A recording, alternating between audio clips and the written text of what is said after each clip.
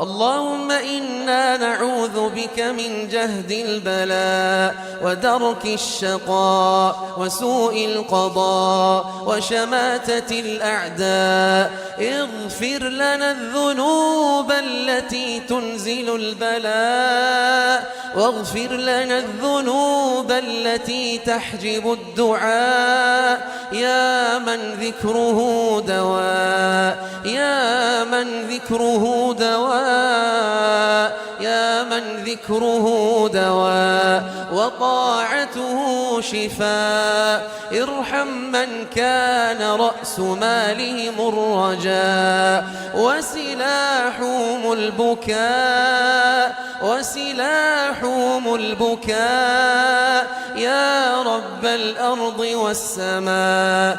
يا ربنا، يا ربنا، يا من